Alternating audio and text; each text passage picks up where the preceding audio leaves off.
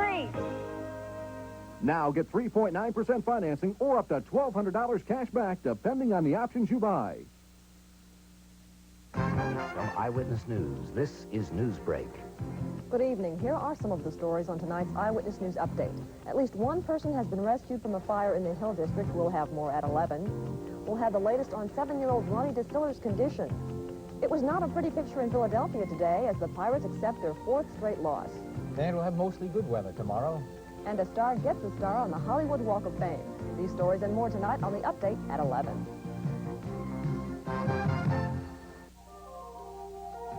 Put Girl Scouting in your future. Girl Scouts, you never know where it will take you. Come on! I'm Fran House from Wilkinsburg, and you're watching KDKA TV2.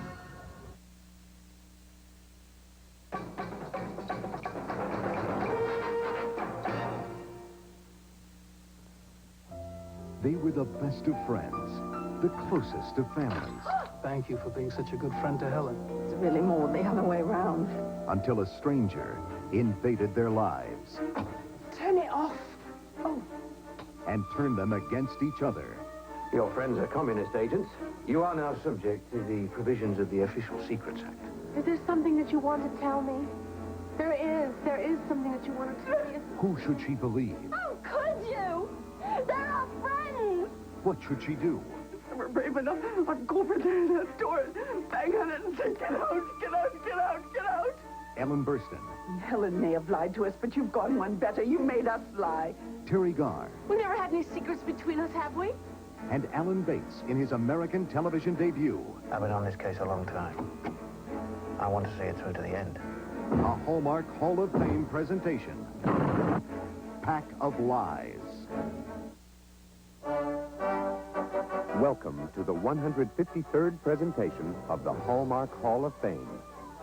Tonight's production, Pack of Lies, the story of a close friendship that grows, then shatters when espionage culminates in personal betrayal. The Hallmark Hall of Fame is brought to you by Hallmark Cards, when you care enough to send the very best. That's you when you were just a few minutes old. You sure looked mad at something, didn't you? Yeah. And those are your first booties? So tiny. I put them on you and you kicked them off in 2 seconds. Yeah. It's your first birthday. Look at you with cake all over your hair. And here's that pretty card you gave me for Mother's Day. It made me cry. It's all right. It was a nice cry. Mother's Day is on its way. May 10th. You'll find just the right card at Hallmark. The place to go when you care enough to send the very best.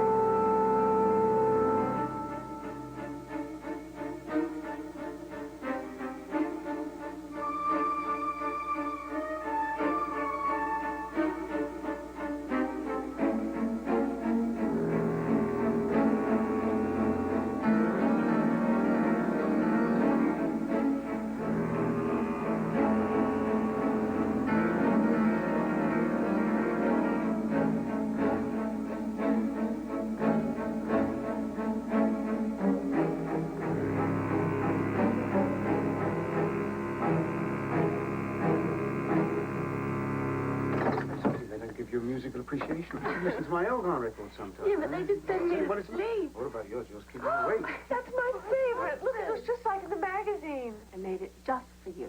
Peter, isn't that beautiful? It's lovely, Bob. She's talented. Well, anyway, I'm sorry, I don't call it music. Oh, Daddy. No, the tunes aren't tunes. The lyrics, you can't hear them. I mean... Really? What's your idea of music, huh, Bob? Operetta? When I'm calling you. Oh, that sounds like Mrs. Duncan's dog howling. Oh, really? Well, you know, Julie and her friends are younger. They want something with a little life in it. You mind? No, well, life is one thing and noise is another. It's not noise. You're such an old fuddy-duddy, isn't he, Auntie Ellen? Well, what do you think, Peter? If it isn't in a book that's at least 50 years old, Peter doesn't even know that it exists. Right? That is a slight exaggeration. No.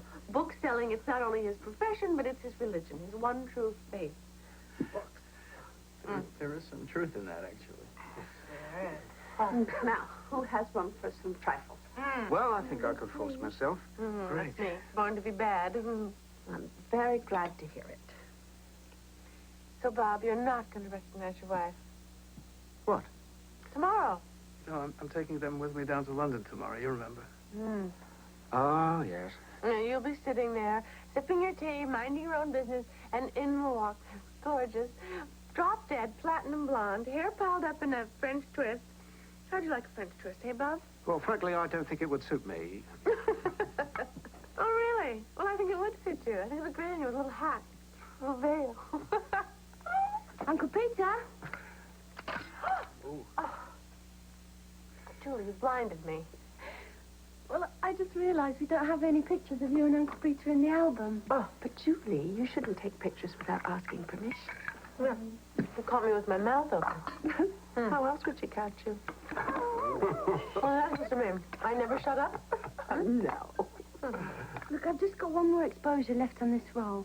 Mum, Auntie Helen? Oh, no. Let's show her what glamour's all about. Come on, Barb. Loosen up! See more laugh at a funeral. No, it's no problem. I'll take her. Go on. Oh, I know, but you shouldn't have to. I'll drop her off at the school. Yes, but she should be able to get to school on her own. Well, it's much too cold to walk. Well, look at you button up. It won't get you cold. Look at you, Scott. Oh, Julie, at least keep your chest covered. Look, I'm fine. Now, get in. Okay. There you go. Bye-bye now. London. Yes, thank you. Morning. Hi, honey. Ready? Every morning it's the same thing. Julie, you're about 15 minutes late. Goggles down for breakfast, and then it's... Oh, no, get in the front. No, you get in front. Oh, will you just relax and get in the front and ride with Peter? All right. You're our guest. Thank you. Okay, on we go. Next stop, London.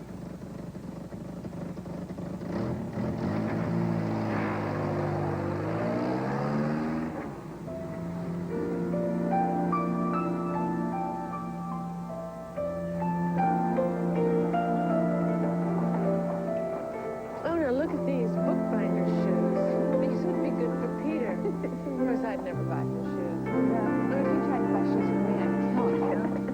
Oh, look at the kitty. It's very cute. You should get that. No, I know where. Oh, you might. I don't think so. It's cute. Cashmere. I love cashmere. Now, look, that would be a pretty color on you with your eyes. It would, wouldn't it? It's very nice. And that would be nice on you. Orange. Yes. Something bright. You know, we should come back after the holidays when they have the sales. No, we should get it now. They might be gone by then. You know, as my Aunt Sophie used to say, if it talks to you, buy it. Good old Aunt Sophie. Oh, that would be pretty on you. No, this is for you. Look how beautiful, yes. Oh, I couldn't wear that color. Oh, Barb, I'm sure that Bob would love this. Bob? Yes, in fact, I know from personal experience that he would love this nightgown. Oh, you do? Yes, I do. You see, Bob and I have been well. You that pew. No, really, look at this on you. It would be so great, this color. But don't you think I look better in softer colors? No, I think you need color and patterns and prints and... Really? Barbara, yes, look at that hat. Don't you like my hat? Not really. It makes you look like the Queen Mum. Well, she's an attractive woman. Yes, but is that the kind of image that you're trying to project? You're right. All right. There, you see? Better already. Is it? Yes, you look great. Good. Did I hear you say that you bought me some new socks? Oh, yes, love. Right over there in the bag. Oh, wait, Julie. I'm sorry. I have to do this. Hello, hello. What's all this then? Don't tell me you're seriously considering wearing this. Oh, that's neat. Helen.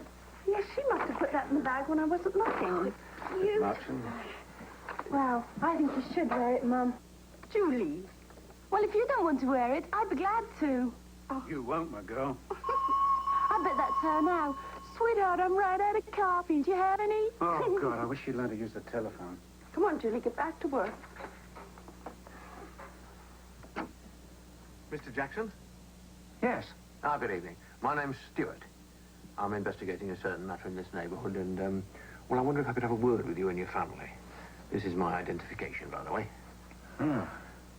The Metropolitan Police? Yes. If you want confirmation, ring Scotland Yard, Whitehall 1212. Ask for Superintendent Watts. Is there something wrong? No, this is Mr. Stewart. He's from the police. On an inquiry. Well, you better come in. Thank you very much. I'll just make that call. Yes, of course. Thank you. Is there something wrong? Wrong? Well, if you're here on an inquiry... Oh, no. I was just explaining to your husband. I'm gathering some background information.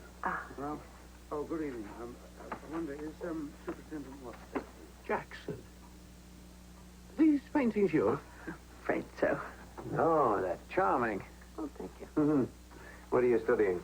Oh, history. Oh? I'm writing an essay on the Tudors. Oh, the Tudors. Oh, I used to be able to rattle all that off by heart, you know. The Tudors and the Stuarts. No relation, I'm afraid.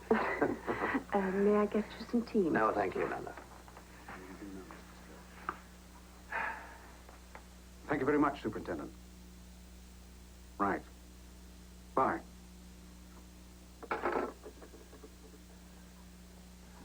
Well, now I hope Superintendent Watts managed to convince you that I wasn't going to run off with the family silver. You didn't tell me what you had come for. Well, if he had, he'd have robbed me of my little speech. May we sit down? Oh, please.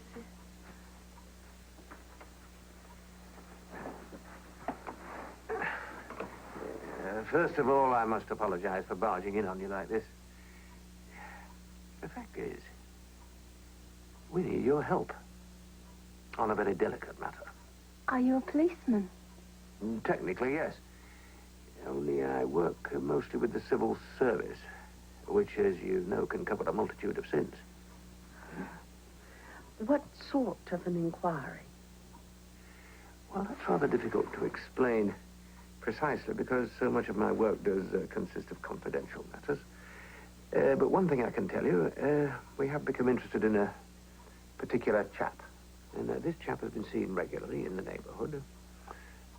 We want to know a little more about him.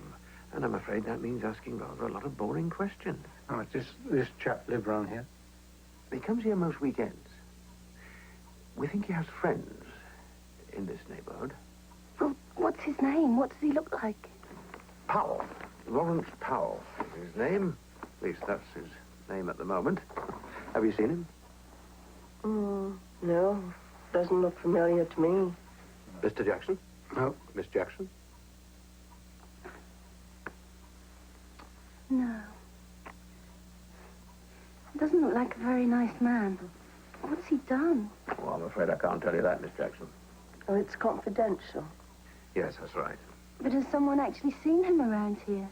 Oh, we've been keeping an eye on him for some time. You mean you followed him? To this neighborhood, yes. And that's what brings me to your door, in fact. We're looking for a few places where we can keep an eye out on the occasional Saturday and Sunday. We want to know an awful lot more about this Mr. Powell.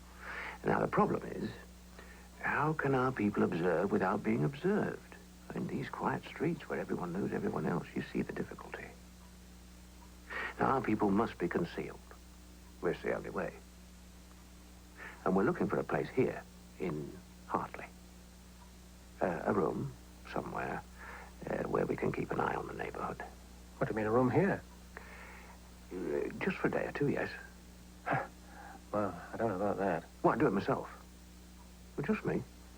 One Saturday, one Sunday. Where would you watch from? Here? Upstairs. I thought the bay window upstairs. In our bedroom. That's perfect. Good lookout post, eh, Miss Jackson? Oh, yes.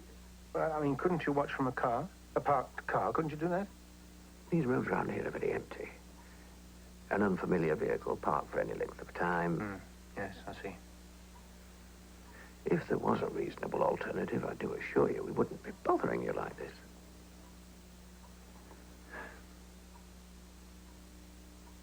Did you build this, Mr. Jackson? Yes. Yes, I work in the aircraft industry. Yes, I know. You know? Well, we wouldn't dream of asking a favor like this of you if we didn't know something about you. Oh, you mean you had us screened? Well, as your work involves some classified material, we knew, well, what we needed to know. What is that? That we could trust you. Presumably this man has committed a crime of some sort. We have every reason to believe that he has been involved in some form of illegal activity, yes. Yes, well, I mean, wouldn't it be dangerous? Oh, there's no need to worry about that. He's not a thug. No, there's no danger of any physical violence. What do you think? I don't know. It's up to you. All right, then. All right. Hmm? Thank you. Thank you very much indeed. When would you want to do this? Well, I'll let you know as soon as possible, and I will do my best to give as much notice as I can. Now, I've taken up quite enough of your time. Oh, by the way, yes, if anybody asks who was visiting you tonight, just say it was your insurance man. Why should anyone ask? Well, you know how curious people sometimes are. Yes, well, on that subject, it is very important not to tell anyone about any of this. And I do mean absolutely nobody. No family, no friends, no school chums. Better safe than sorry, eh? Good night. Thanks again. Yes, well, Good night. see you out. Oh, Mom, isn't it exciting? I wonder what this man, this pal, could have done. Mm-hmm. What can you do in Hartley Drive? It's so boring.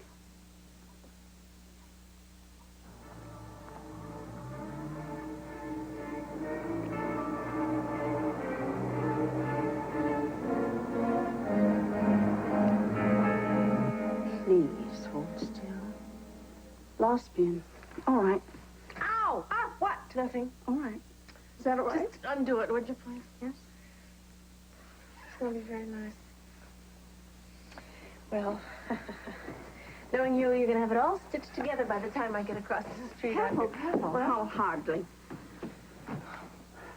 you know, before I forget, I have this for Julie. What is it? Well, a friend of mine sent it to me from Toronto. You know, you can't even get this record here yet. Is it another one of those rock and roll things? Yes, it is. I think you would even like this one, Barbara. I doubt it. I don't understand. Half the boys in the neighborhood are trying to look like rock and roll singers. I don't know why. That Malcolm Granger that Julie's been spending time with. Well, I've seen him. He's a good-looking boy. Yeah, so he's not going to have those looks for very long if he keeps on speeding about on that motorbike. He's just reckless, completely irresponsible. This is great, isn't it? Oh. Now, look, I want to show you some steps I saw. Just want to show you. This? Good. Get into it. Get into it. That's right. Let go. Let go. Very good. Now, let's see. You need to hitchhike? Good, Barb. Very good. The swim. Just go with it. That's it. Yes. Oh. Mommy was right. I felt bad. Oh, don't be silly. What is that record anyway? Well, a friend of mine sent it over for you. Do you like it? Oh, Auntie Helen, thank you. Well, you see, now, you're a very, very good dancer. You've got the moves. We should go down to that club. What do you call it? The jazz club? Oh, yeah. You've already got me going to the art class. I'm going to phone with you, too. Okay. But you're enjoying the art class, aren't you? Well, yes, but you can't just do everything that you enjoy, can you? Why not? Helen, if everyone had your attitude. Oh, then the earth would crack and the sky would fall. Well, no, but I mean, Bob does on occasion like to find me at home. I am his wife, after all. Yes, but you don't have to be just a housewife. You can be your own person, too. It's for you, Mum. Who is it? I don't know. He didn't say. Oh, well, make the tea, will you, love?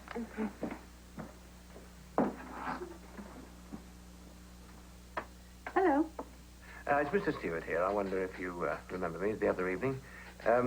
Is this a good moment? I want to talk to you a minute, kiddo. What? Well, I thought you weren't supposed to go charging around town on the backs of motorcycles. When did you see him? The other afternoon with young Mr. What's his name? Malcolm. Mr. Malcolm. I thought all of that was strictly verboten.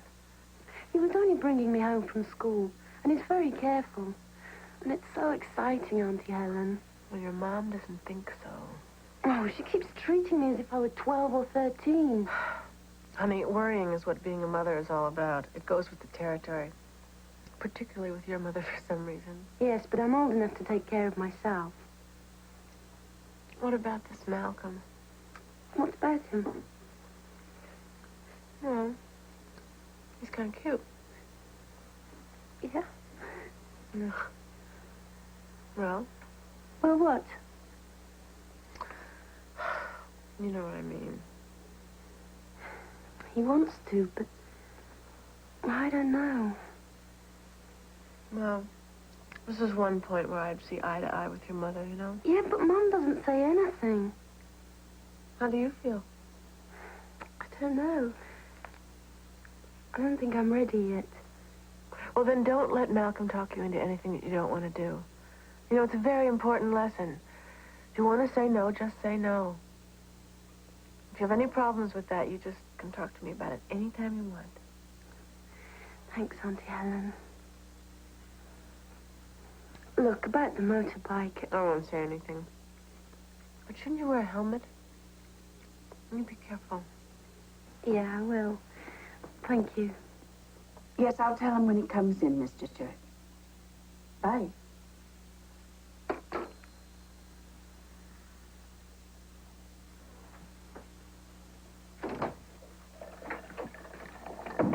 So what's cooking? Shepherd's pie, actually. Who was that on the phone, Mum? It was someone for your father. Thought I recognized his voice. Yes, hang your close up, will you, Julie? Come on. All right, Bob, we're all alone now. Fess up. What? Who was on the phone? It was, one of my lovers. Really? Which one? The Italian one. Oh, that Italian waiter from the other day? You slipped him your number? How did it go? Did you talk to Julie? Oh, yes, I did. She's going to be all right. She's not going to let Malcolm talk her into anything she doesn't want to do. You sure? Oh, yeah. She'll be all right. Trust her. I do. You're very lucky to have Julie, you know. Yes. And I'm very lucky to have you. Frankly, I don't know what I ever did without you. Yes, you did. Thank you.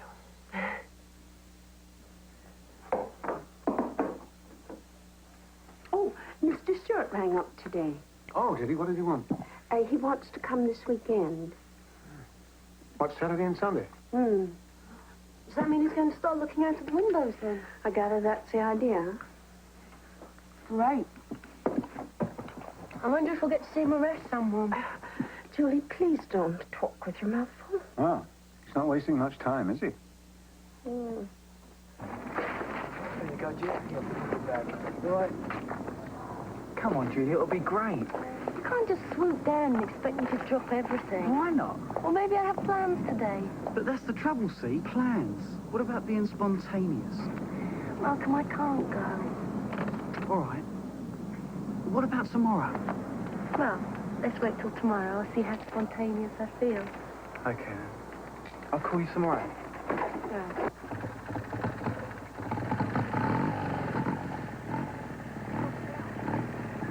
That's the boyfriend, is it? That's Malcolm, yes. You don't entirely approve. Oh, well, I don't suppose he's a bad boy. He's a carpenter's apprentice. But that motorbike of his, I can't bear it. I mean, it's so dangerous. Who's that lady coming out of the house opposite? That's Helen. Helen Schaefer.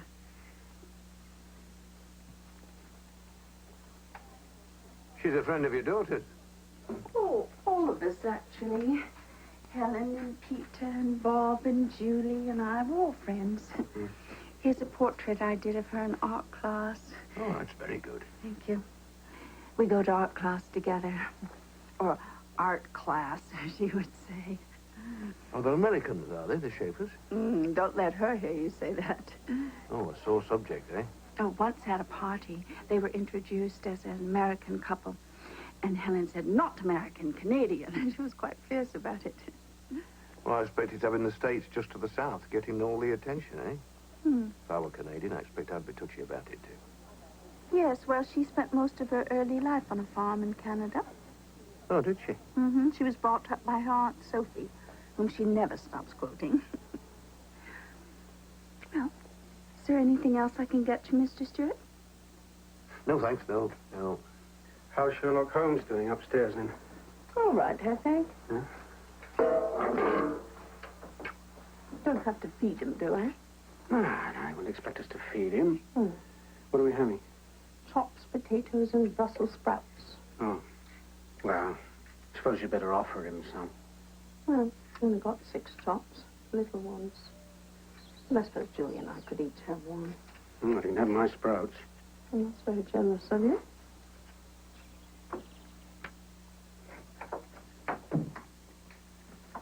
Mr. Stewart, we thought you might be hungry. Oh, that's very nice of you. Is it all right here? It is, yes, thank you. You shouldn't have bothered. Oh, no bother. Hope you enjoy it. Have you seen him? No, not yet. But, well, there's the rest of the day. And there's always tomorrow.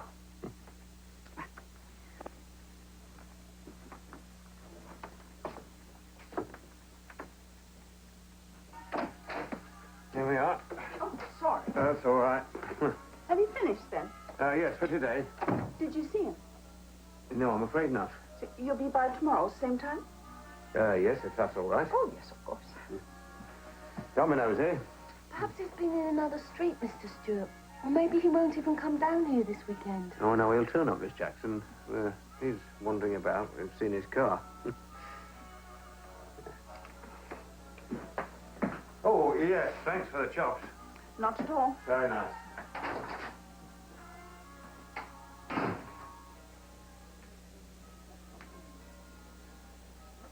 There's your lemon barley, then, Mr. Stewart. Oh, that's nice, thank you.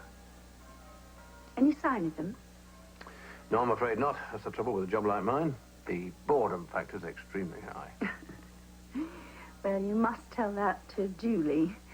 She's convinced that it's all very romantic and exciting. She's a nice girl. And she's making a damn good job of your car. Oh, those must be the Duncans you were telling me about from number 39, was it? Yes. They've lived here even longer than we have. He's not been well. Do you have family, Mr. Stewart? 2 boys and 3 girls. 5? Yeah, it was gluttons for punishment. Well, it's not so bad now they're growing up, but you know when they were small, well, you try reasoning with 5 kids and hanging on to your sanity. All in all, I think it's been worth it, though. Just a minute. What is it?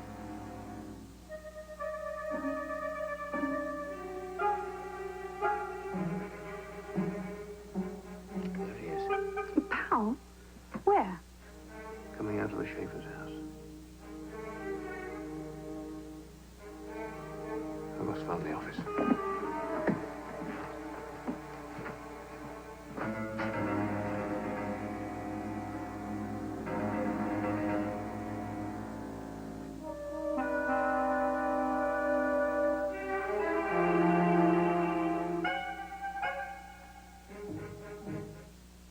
In a moment, we will return to Pack of Lies, this evening's special presentation on the Hallmark Hall of Fame.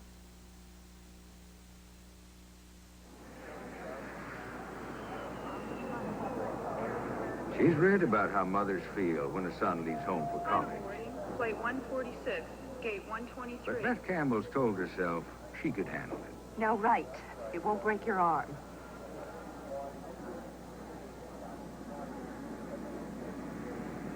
Love you.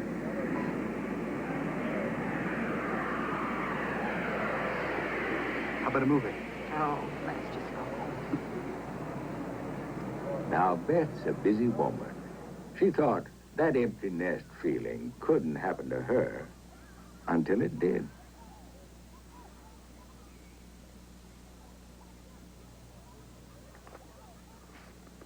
Hey, you guys. Thanks for being my mom and dad. Lovely what a card can do. When you care enough to send the very best, go to Hallmark.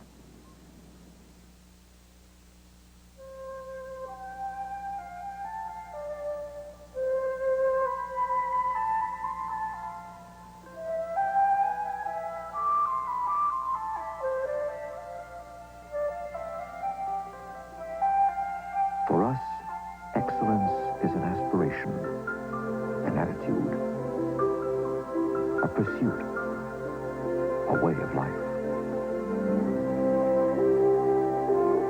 Excellence is all of us working together, aspiring to the fullness of our potential, always in pursuit of higher standards. Determined to do everything we do somehow better than it ever has been done before. Excellence is found in the caring, in the trying, in the doing. It is our objective. We seek it with dedication. Excellence is the hallmark of this corporation.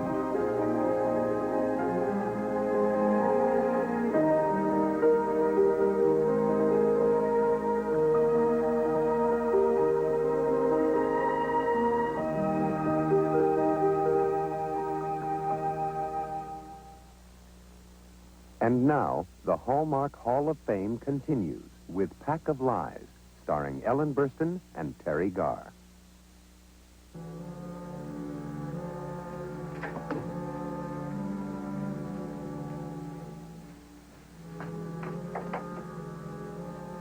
I'll tell them. I'll tell them right away. Yes, well, it confirms what I've thought all along. Yes, I think that we've got to regard that story, which is an open question. Excuse me a minute. Mr. Jackson, something's happened. Your wife is upstairs. I want to talk to you both about it, and I don't want your daughter to be involved. Oh, what's happened? Well, your wife will tell you. Excuse me, I have to finish this call. Mr. Ellis? Stuart says he wants a word with us up here. Do you know what it's about? We saw Powell coming out of Helen and Peter's.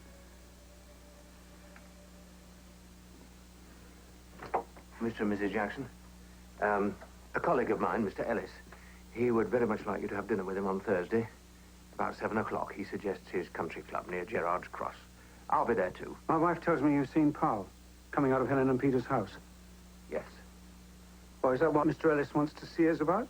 Well, that is part of the reason. In the meantime, of course, you mustn't say anything about this to anybody.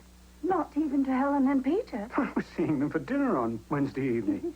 Yes, but you'll have to go ahead as if nothing had happened. But something has happened. We've seen Powell coming out of their house. He's a criminal, isn't he? It's crucially important that he does not know we're watching him. And that means that the Schaefers mustn't suspect anything either. Why, you think that they'd tell him? Well, yes, of course they might. I mean, without meaning to. And then where would we be? All of which, of course, means, yes, do see them. Go ahead, go to dinner, have a good time. But don't say anything about it. I appreciate that you haven't been told too much about all this. And I think I must warn you now that you are now subject to the provisions of the Official Secrets Act. Official Secrets Act? What's that? Well, it just about covers everything to do with police work. I had thought of bringing the declaration along for both of you to sign, just in case we saw him, but I realized, of course, that in your case there was no need to do that. But even without signing, Well, Mr. Jackson, I don't have to remind you that it is a criminal offense to talk about it to anyone. Criminal offense? Mom, when are we eating? Soon. Julie, could you set the table, please, love? Okay. I think you must ask him not to say anything to your daughter about all this, or about the dinner on Thursday. Oh, we'll have to tell us something about where we're going. Well, you're having dinner with your boss. She'll believe that, won't she?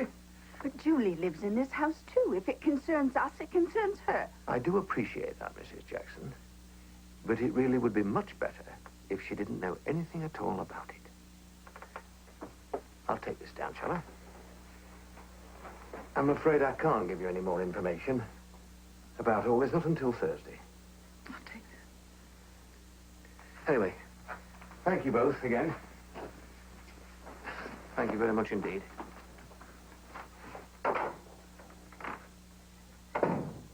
it doesn't seem right. I mean, if Powell's a criminal, they should be warned. Look, the best way that we can help them is to get this business sorted out. Right? I don't know. Well, now, that is what Stuart is trying to do. We have to trust him. Why? Well, because he has the authority. All right, well, look, let's put it this way. I mean, he is doing the job, and it's up to us not to jeopardize it. Anyway, you heard what he said about the Official Secrets Act. But we're the other way round. What? Well, if Helen knew that someone who came to our house regularly, someone we trusted, were a criminal, well, don't you think she'd warn us? I don't know. Well, she would, Bob. You know she would. You've really captured her. Just a drawing. No, really, the details are just great. I mean, they're much better than mine. Mine are so messy and so busy. Yes, but yours are so free. You're coming along amazingly, Barbara. Yeah, oh, don't look at that one. Looks like Stan Laurel. It does not. That's great. And this is from life class. Oh, very good. Yes. Well, I must say I preferred it when you were doing flowers. I wish you could put those on the wall. Now, why couldn't you hang that on the wall, Bob? Oh, naked man, yeah. Bob, the museums are filled with studies like this. Yeah, I know. The museums are full of things that I wouldn't want in my home, thank you. No, perhaps you'd prefer a naked woman. Maybe I should pose for Barbara in the nude, huh? Yeah. How would you like to have me on your wall? Naked Bob. Helen, please. Your wife, Peter. That's the reason we have walls, so that we don't see our neighbors without their clothes on. Yeah? Well put, Bob. Listen, if I can't tempt you with the flesh, how about a little booze, huh? Want some, Burp? Yes, I'll help. No, you stay there and entertain the troops. I'll be right back. So I see you've been to the National Gallery. Oh, well, our teacher says you can learn a lot from sketching in museums. Oh, I know what you would love. Hold on. This is a book of drawings from the Clark Institute in Massachusetts. Uh-huh. Ooh. Yes. Beautiful. You like it? Oh, yes. It's yours. What? The book. It's a present. Oh, Peter, I couldn't. It's much too expensive. Oh, please. It's my way of saying thank you for being such a good friend to Helen. You've done a lot for her. Oh, it's really more the other way around. Oh, but you see, that's part of what I mean. You know I'm in the shop most of the time. She can get awfully lonely here. Yes. It's a shame that you decided against adoption. Well, we keep hoping. You know, it's the luck of the draw, right? Helen would make a wonderful mother. Oh, Bob, since I'm handing out the books, this just came in. You're going to love it. All about the first flights across the Atlantic. Here we are. A cheap little line with delusions of grandeur. Barbara? Yep. And I made some little doodads here, too. There you go. Now, there's this great Peter Sellers movie out now. Let's go see it. Want to? Oh, lovely. How about tomorrow? Of course. Oh, goody. No, we can't. You're forgetting. It's Thursday. Oh, yeah. What's Thursday? Well, boringly enough, we're spending the evening with my boss. So, we'll bring him along. He doesn't like going to the cinema. He doesn't like the cinema. What kind of a guy is this? I don't think you should be working for this guy. Why don't we go on Saturday? Give yourself a break from the weekend. Sorry, Bob. You know, the weekends, we just can't do it. Your weekly retreat from the world. That's right. Well, Peter owns me on the weekends. He has me chained to the accounts and everything else. But, well, we'll go to the movies another time. We'll do it another time. All right. To something important. To art. To art. And naked men.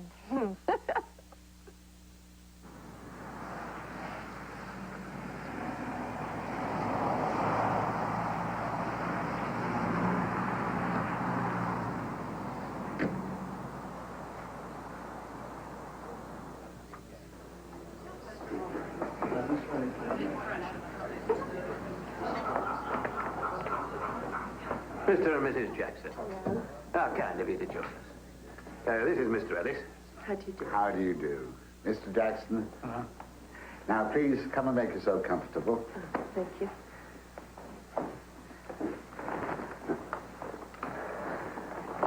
Good evening, madam. Sir, drink for your guest, sir. Mr. Jackson. Oh, nothing for me, thank you.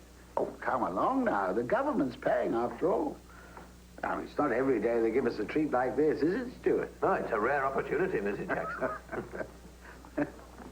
Well, I'll have a gin and tonic, please. Certainly, madam. Mr. Jackson? I'd like a scotch, please. A scotch and soda. Stuart? Oh, of course. You don't drink, do you? Soda water, please. Yes. Mr. Stuart has his principles. I, on the other hand, will have another pink gin. Very good, sir. And I'll bring the menu. Ah, yes, I think you'll enjoy the food here. We've got a wonderful Italian chef. Well, I'm delighted to meet you because Mr. Stewart's been telling me how wonderfully cooperative you've been, and thanks to you and some other kind people, we've found out a good deal about Mr. Powell. One thing, we've ascertained he entered the country illegally with a false passport and an assumed name. But surely you haven't gone to so much effort to watch him for something so small. There's a strong possibility that he may be working covertly for a foreign government. What do you mean he's a spy? Possibility exists. Well, we don't want to jump to any conclusions until we know a little bit more. What would a spy be doing in Helen and Peter's house? Well, quite. Here are the drinks. Gin for the lady. Yes. Soda water here. You wanted ice and lemon, Mrs. Jackson? That's fine. Whiskey for the gentleman. Oh, I must say, I've never enjoyed drinking soda water on its own. It must be rather like eating mustard as a main course. We'll order it. Very good, sir. Your very good healths. Cheers.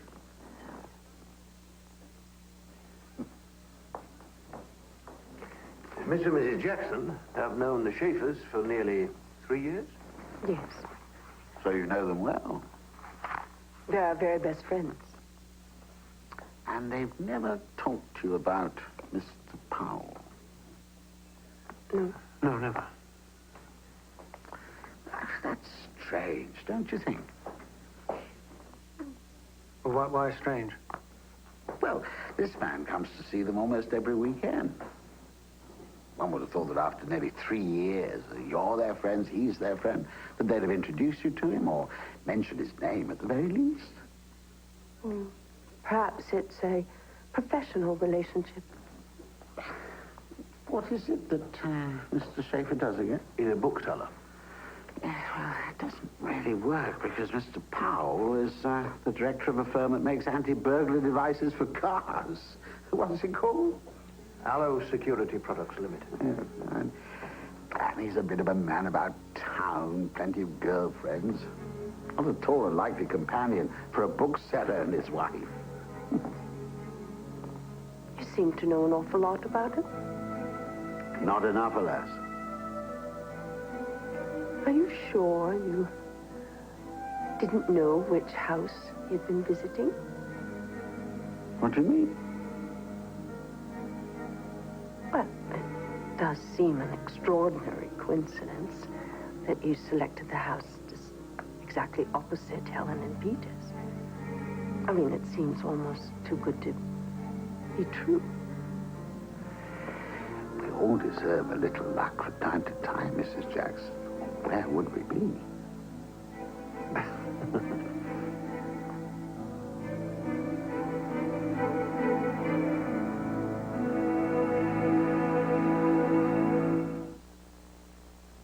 return to the Hallmark Hall of Fame presentation of Pack of Lies after these special messages from Hallmark. It's from Jill. Happy Mother's Day. Hang in there, Mom. Jill is so different from Catherine. Catherine took ballet. Jill took up baseball. Catherine played the cello. Jill played the stereo. Here's one from Catherine. Now that I'm a mother, I hope I can do it as well as you did. I really miss those two. I guess we did a pretty good job. Mother's Day is May 10th. You'll find just the right card at Hallmark. The place to go when you care enough to send the very best.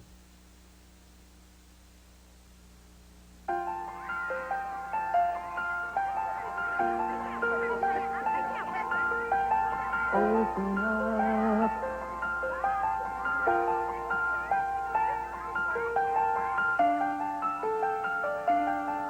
Well, it's been fun. Yeah. Good luck at school. We'll get together. Sure. Katie.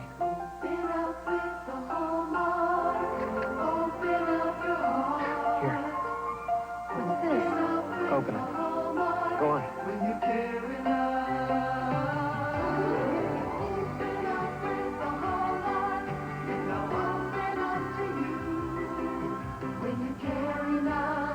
Open your heart, open up with the Hallmark.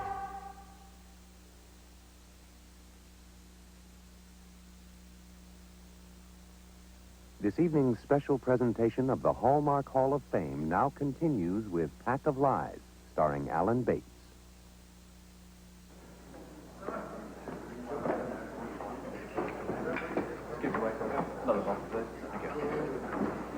Very much.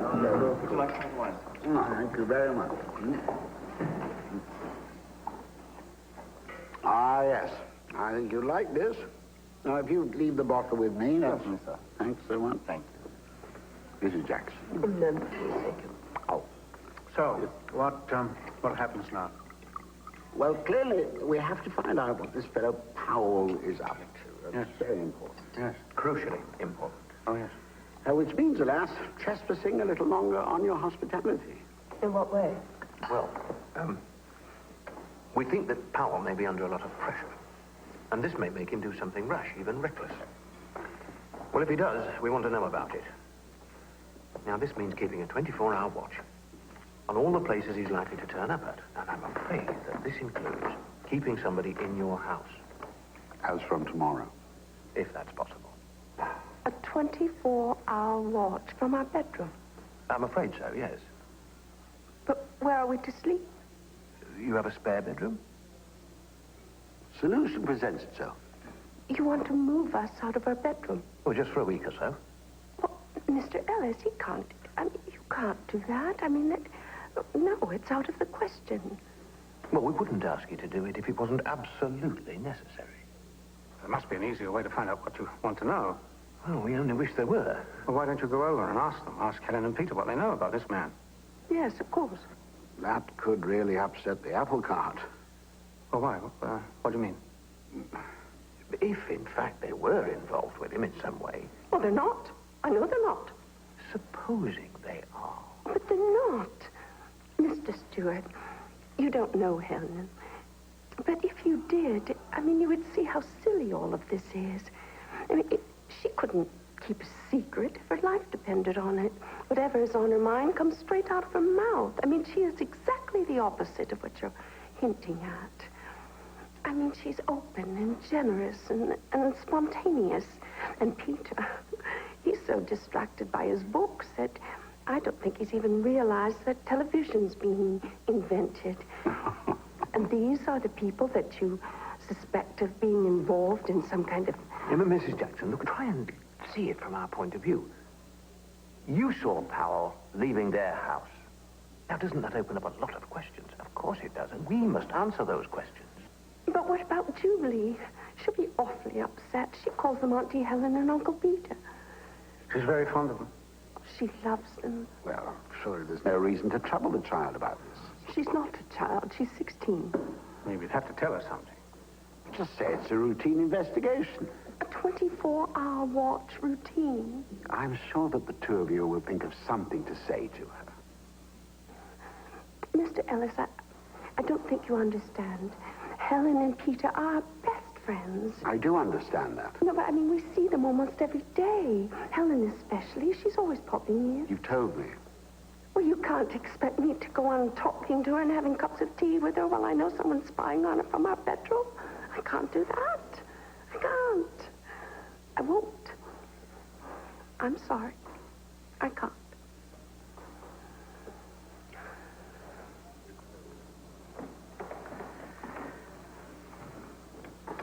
Well, I'm afraid that you must try. Why should I? Because it's a question of national security.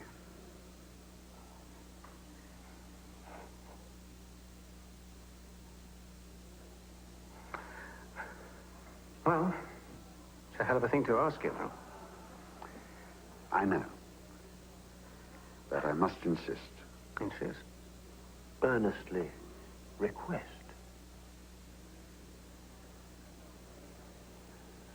It's not fair. I agree that being fair has a very low priority just at the moment, Mrs. Jackson.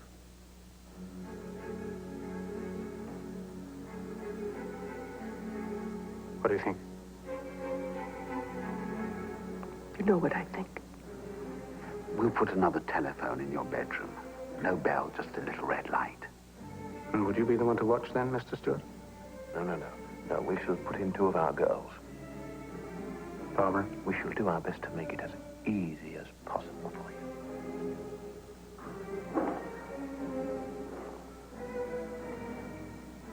If there was something wrong, if they were involved in some... You think you would have guessed? I felt something instinctively. Mrs. Jackson, people like Powell and his colleagues spend their lives deceiving people like you. It's their job, their profession. And they do it with the utmost skill and conviction. If they didn't, they'd be finished.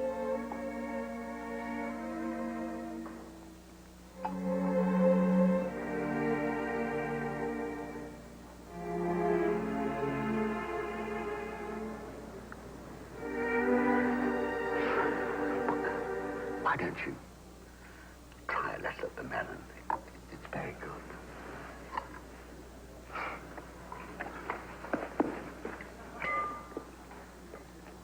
Thank you very much for all your support. Oh, now be reasonable. There was nothing I could do. Well, you could have said no, couldn't you? Well, hardly. You're always the same with people like that. Just like your mom. What? What about her? Oh, that time we went to visit her and her roof was leaking, you asked her why she didn't tell the landlord, get him to fix it. She said, I didn't want to be any bother. Yeah, so?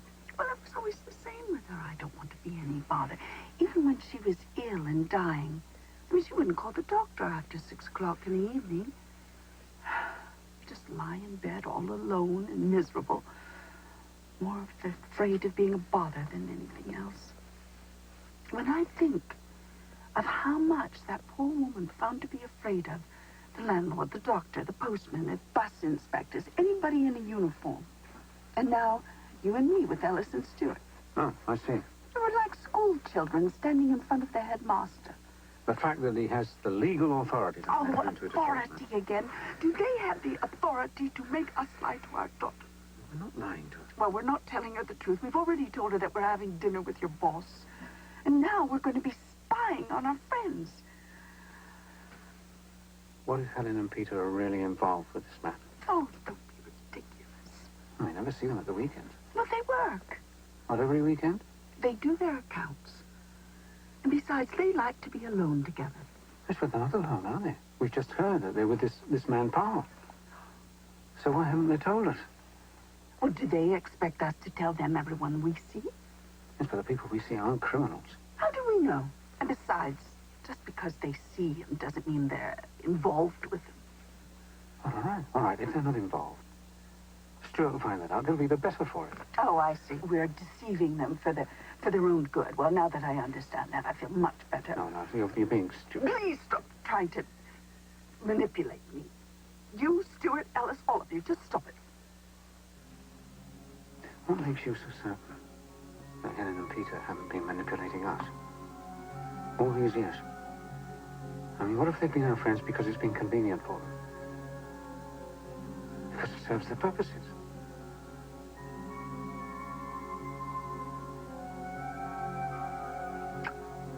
No, it's not possible.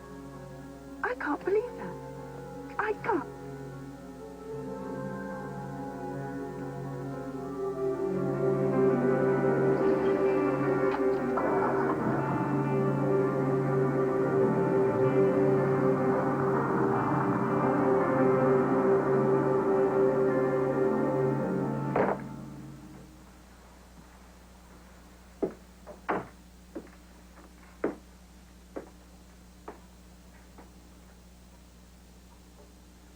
Do you want me to ring Stuart? Tell him we've changed our minds. Do you want me to do that? It's too late, isn't it? Now we have to find out.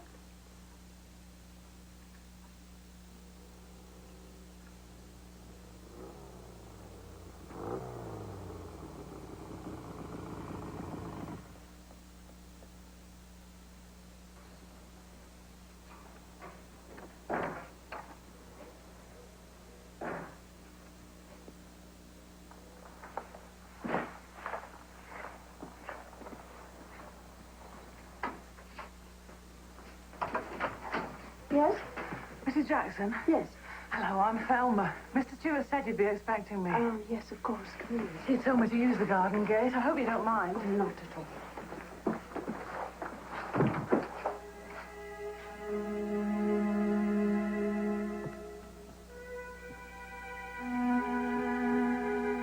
This is the room that Mr. Stewart used. He just moved the dressing table, didn't he, to get a better view? Yes, he pushed it up there. Now, the rest of the room has got to stay as much the same as possible, just in case. Of what? Security reasons. Oh. Well, I'll just move a few personal things. It's best to leave everything just the way it is. I see. All right, then.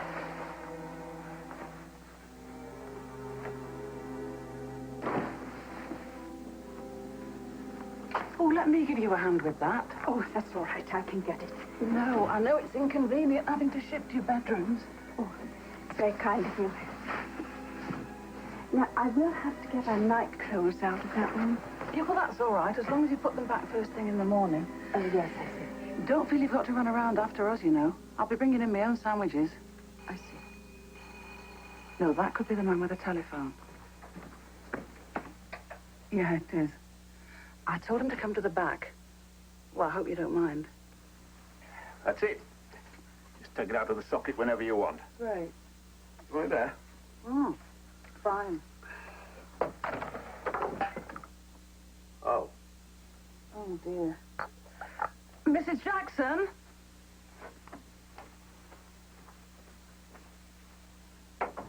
Yes? I'm so sorry, Mrs. Jackson. This just got knocked off. Not too precious, I hope. Oh, well, just sentimental value. Well, the department will replace anything we damage. Just send us the bill. Yeah. Oh, well, look, it can be glued back together, see? It'll be all right. It'll be fine. Hey, Barb! Barb! Hi. How you doing? Good, and you? Oh, fine, I guess. I'm in the middle of one of my rare and famous attempts at cooking dinner. Ah, sounds exciting. Well, we'll see what Peter says after I serve it to him tonight. Yes. Oh, hi, Mrs. Johnson. How are you doing?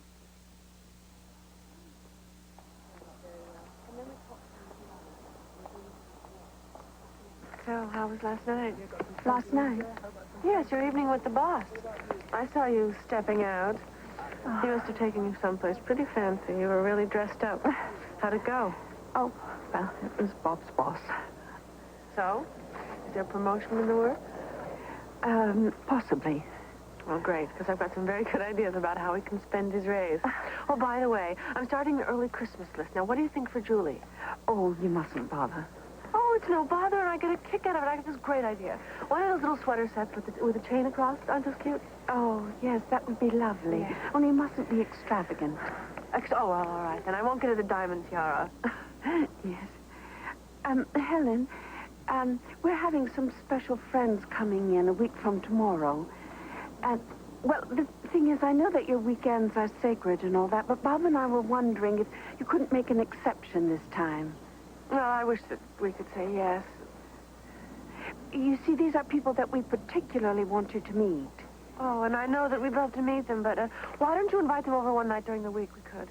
But you see, Saturday is the only day they can get away. They don't live around here, you see. I really just don't think we could. I can't get Peter to budge. Oh, come on, Helen. You're not just a housewife. You're a person, too. Well, the truth is I really enjoyed this time with Peter. You know, during the week he's so tired and, well, thanks for the thought, anyway. All right, Mrs. Schaefer? Anything special I can do for you? Potatoes. Potatoes? Well, I'd better be going in. Oh.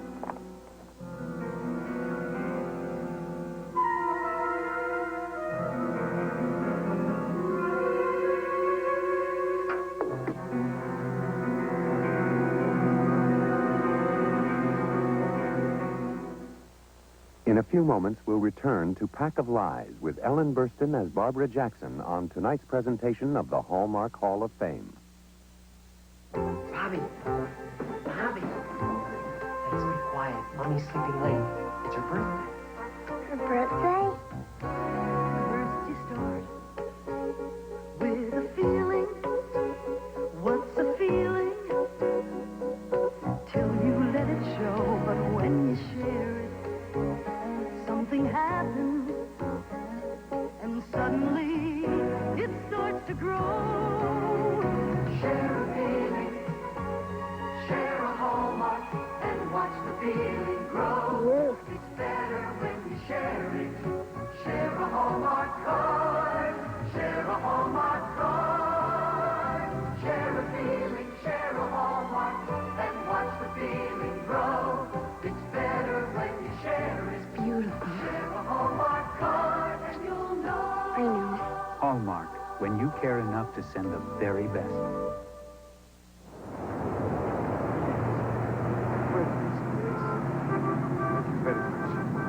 These days, it's nice to find a place where they know it takes more to run a business than a head for dollars and cents. Please, excuse me. Please, excuse. Yes? Read Greek, but English. Need card for my wife. What this? This is for your mother-in-law. The mother of your wife. Feferamu? Oh, no. Let's see. Your wife?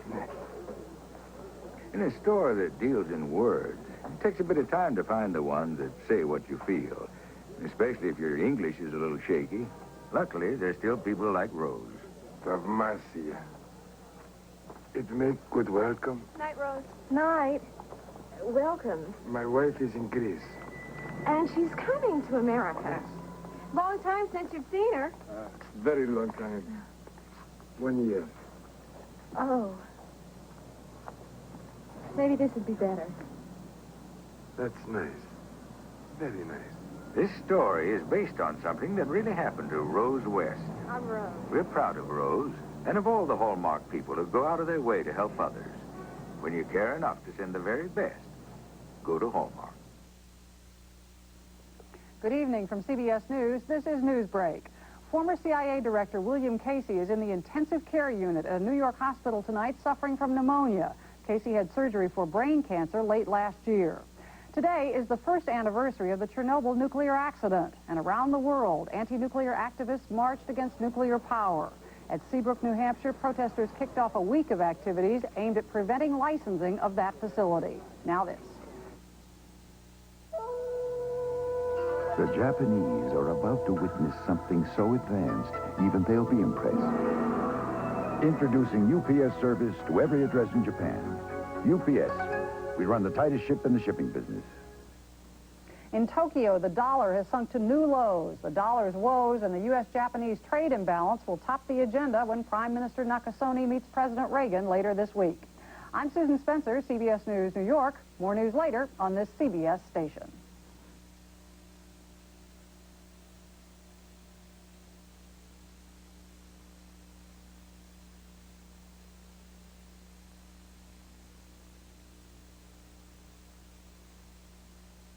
And now we return to Pack of Lies with Terry Garr as Helen Schaefer in this evening's special production on the Hallmark Hall of Fame.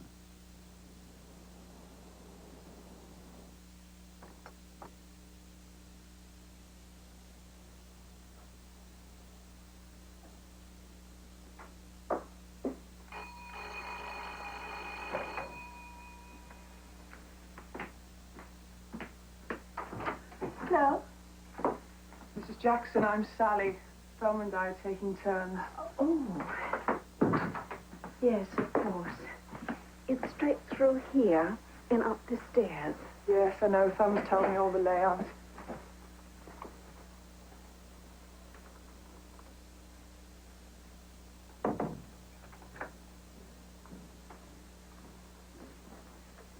She's cheerful, isn't she? She's naughty and a sociable. Mum, can Maureen come over tomorrow night? Got a history test on Friday. I thought we'd do some revision upstairs in my room. You mean here? Yeah, in my bedroom. Oh, no, I'm afraid not. Why? Well, what if Maureen were to see Thelma or this Sally? Well, she wouldn't tell anyone. Mr. Stewart said nobody is to know they're here. Not Maureen, not Malcolm, not any of the neighbors. Well, not even Auntie Helen. Especially not her. Why especially? Well, you know how Auntie Helen is. If it happens, she talks about it. Great, so now you're saying I can't have any friends over? Not while this is going on. No, we can't take the risk. The risk of what? Really, you know as much about it as I do. Do I? Hasn't Mr. Stewart said anything more to you? Well, he said whatever he could. Which is what? We're taking over your house and you can't do anything without our permission. And yes, there's a very good reason for it. We might just see some man walking along the street one day. Julie, this is very inconvenient for all of us. But it won't go on forever. I don't believe you. What do you mean you don't believe me? Will you just sit there and let them take over our lives? I'm afraid I have no choice. Don't you? No, I don't. Do your homework.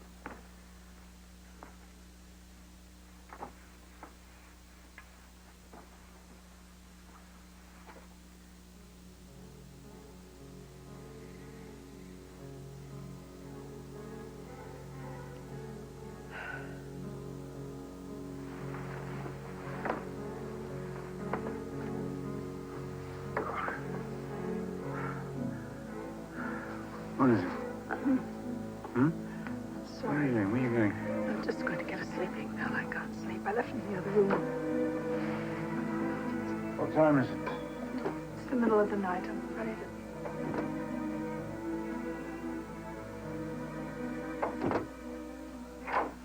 to... Turn it off.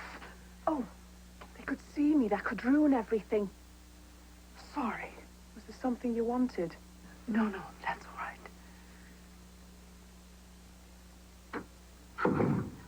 What's going on? Oh, nothing. What are you doing up? Well, it just feels so odd her being in there. I keep wondering what she's doing. She's not doing a thing. She's sitting and staring out of our window. Let's go have some cocoa.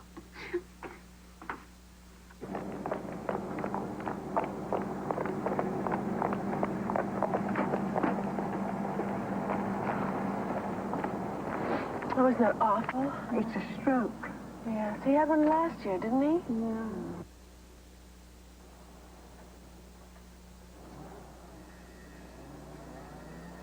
Listen, I'll call the hospital tomorrow and find out what the story is. Mrs. Duncan is going to stay at the hospital. She might want someone to run some errands, huh? Maybe make some phone calls or, I don't know, check on the house. Yes, that sounds like a good idea. It must be such a terrible thing, huh? Awful. Yeah. So you're coming to art class tomorrow? Oh, I don't know. Well, you missed the last one. You have to keep your hand in. You don't want to lose your nice touch. Yes. Well, I'll try. Oh, good. And then afterwards we'll go to the pub and we'll have a nice chat. I'll miss you. Really? Why? Well, because I'm used to talking to you after class. Well, you could talk to other people. Barb, you're just being mean today. Well, your dress will be ready soon. Oh, good. I can't wait to wear it. As you'll have it in plenty of time for Christmas. Hey, Barb, are you all right? Really, you know, you look a little greener on the guild or something. No, I just have a headache, that's all. Oh. Oh, well, let me take care of you. Come on, I'll fix you a cup of tea. No, I don't want a cup of tea, thank you. You don't? How about an aspirin? No, I've already taken one. So, take another one. No, I don't want one. Barbara, I see you have a headache, and I'm going to help you. Now, sit down. Helen, come back downstairs. I know where the pills are. I'll get them. Well, they're in your bedroom. I know this smells like the back of my hand. Helen, please, will you let me take care of myself? Now, look, Barbara, it's like my Aunt Sophie said. You take care of your friends, and they'll take care of you. Helen. Okay, now, let me see what you've got.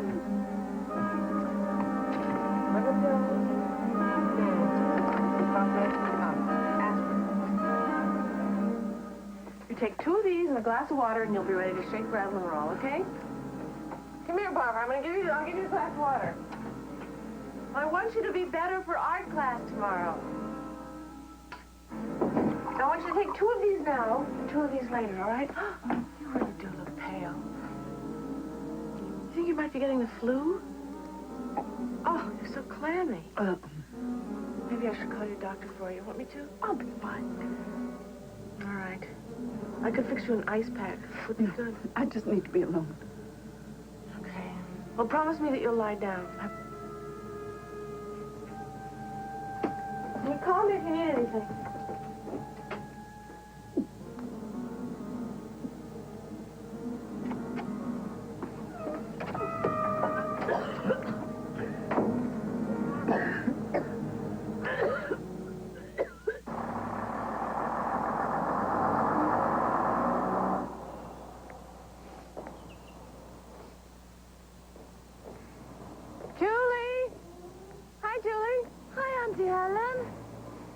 What's going on? Just standing out here in the cold for the hell of it?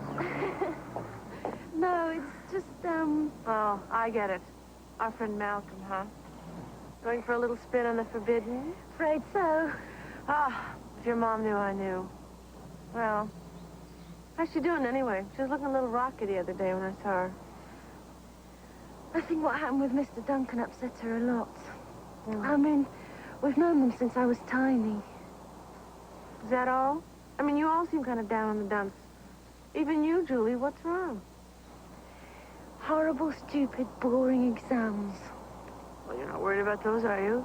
No, I mean, I know I'll pass and everything. It's just so boring to have to do them. Oh, yeah. There he is. Hello, Malcolm. Hi. I know who you are. You're Malcolm Granger, aren't you? Yeah. This is my Auntie Helen. It's okay. She won't tell. All right. Off you go. Haven't you got a helmet?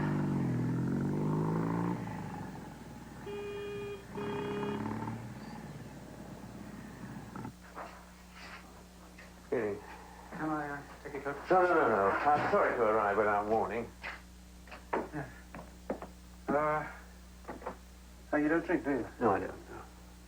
Can I offer you something else? Well, a grapefruit juice, yes, if you've got one. Thank you. Right. Orange juice. Orange juice, yes. That'll be splendid, thank you.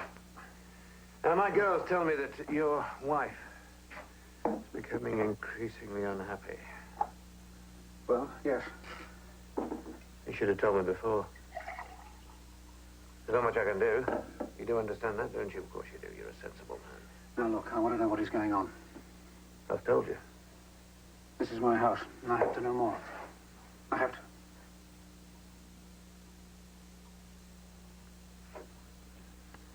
Fair enough. The West has been developing some underwater weapons. Very effective, very secret. Russia wants to know where they are, how they work. They've sent spies to find out. Powell is in charge of this operation. Now, he's a very important man, make no mistake about that. Almost certainly a high-ranking officer in the KGB.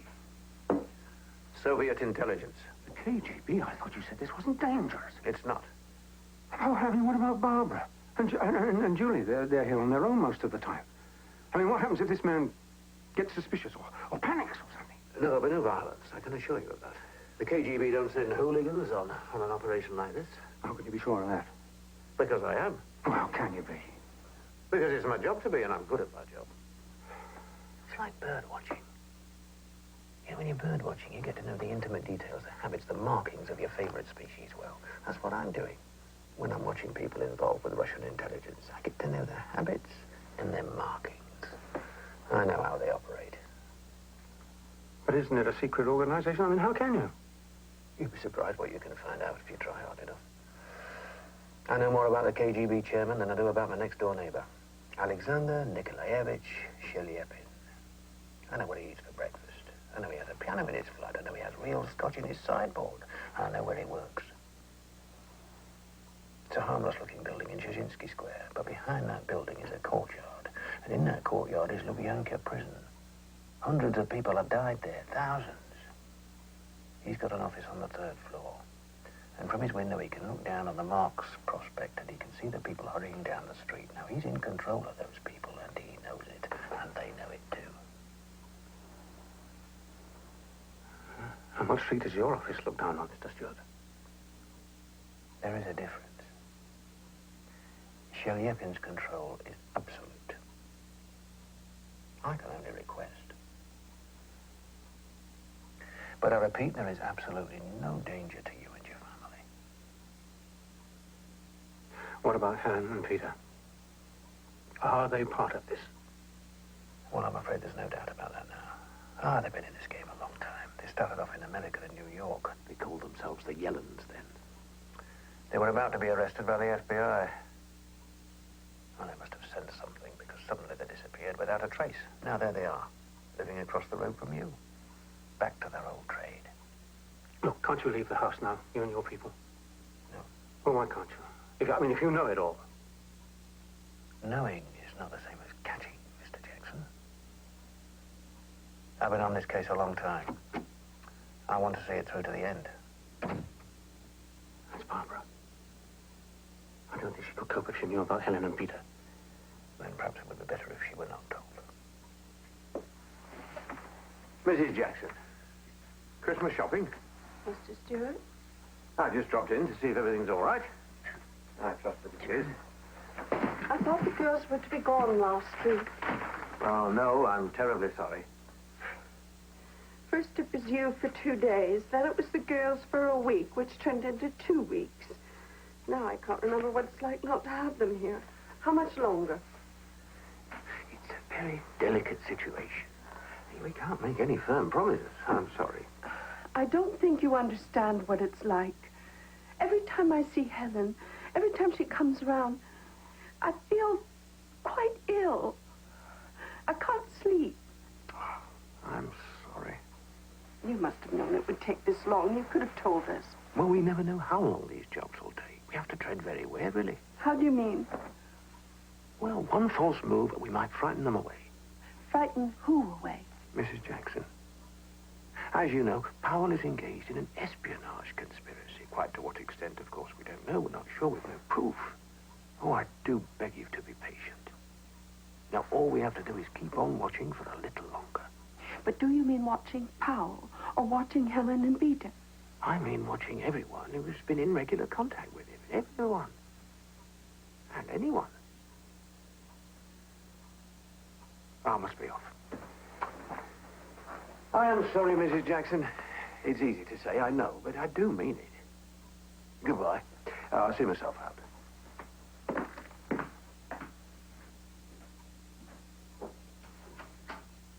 What did he come here for? God knows. Did he say anything to you? No, no, nothing. Nothing special. You know what it's like. Huh? I'll make you a cup of tea. Huh? Do you want a cup of tea?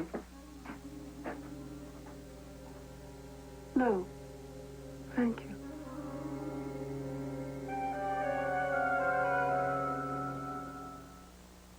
Tonight's Hallmark Hall of Fame will return shortly with the special presentation of Pack of Lies after these messages from Hallmark.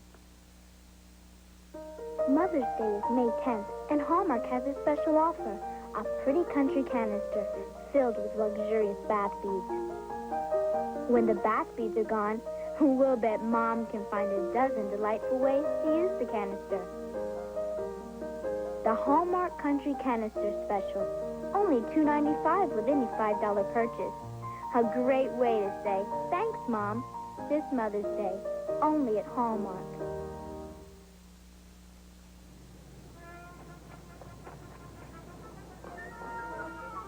Miss Elliot, has he finished his tea yet?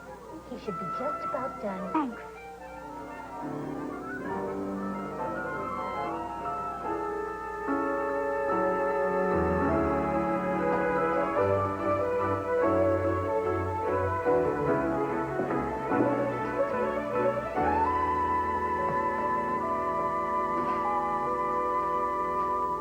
Oh, I knew it was your birthday, but you didn't know I knew. And I wanted just to find the right surprise for you. Good afternoon, Lisa. Good afternoon, Professor. Are we prepared? I think so. Let's see what Mr. Beethoven thinks. So I'm giving you this Hallmark, and I hope that you will see what I'm really giving you is a part of me.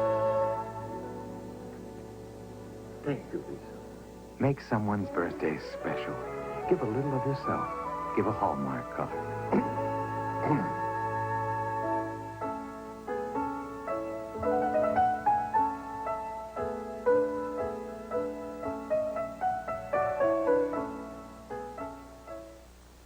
Monday, it's a blast from the past. You could braid the hair on her legs. You sound like Trisha Nixon. When Kate and Allie get stuck in a time warp. Help!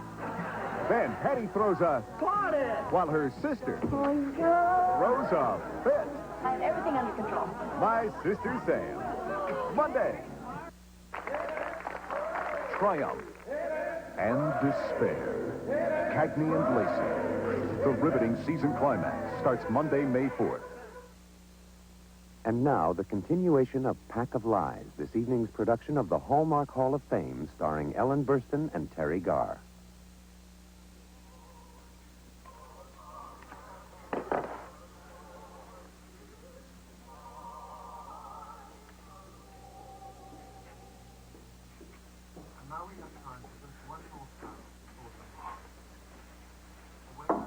Yes. I'm off now. Going to try and get some Christmas shopping done. Oh, That's nice. What's it for? Helen actually promised to make her a dress for Christmas. Wish I was like that. Clever with my hands. Well, see you tomorrow. Thanks again for the lovely lunch. Thelma, is there any news? News? Nobody tells us anything. Nothing, as far as I know. Mr. Stewart came to see us the other night. Yes. Did you know he was coming? Well, yes. You didn't say anything. I suppose he told you not to. Did he? Has he said anything to you about Helen and Peter? Is there anything I should know? Are they in some kind of trouble? I really couldn't say.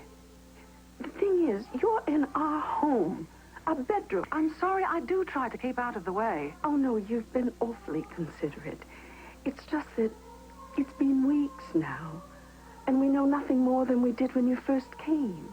I think we ought to, don't you? It's not my place to express an opinion. But you have one, don't you? I'm not in a position to. Do you think it's all right to just let everything go on this way? Mrs. Jackson, if there was anything I could do, then I would do it. But there is, and you're not doing it. I'm home, Mom. I'll just put the kettle on. I'd better be going. The shops will be packed. Thelma, I'm sorry. I know it's not up to you. It really isn't. I'll see you tomorrow. Yes, tomorrow. Night, Julie. Night. Oh, Julie, there's something I've been meaning to tell you. I've got a spare helmet you can borrow if you like. What? I mean, you really shouldn't ride around on the back of those things without wearing a helmet. Julie!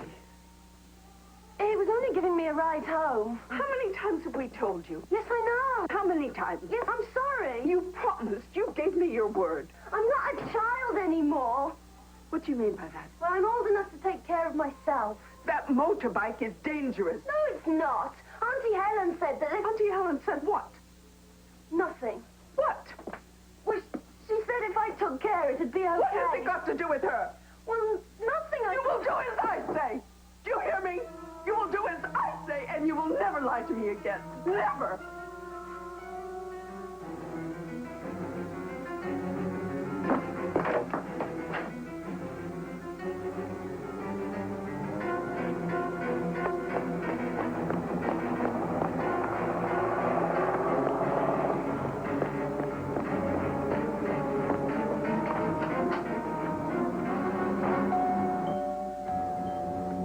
Who's that? I'll go and see.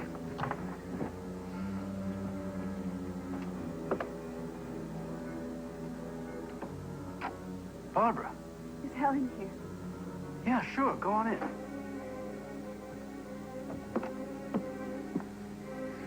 Hiya, Barb. I'm glad you came over. Helen, I'm angry, and I'm hurt. I have just had a dreadful row with Julie about the motorbike. What about the motorbike?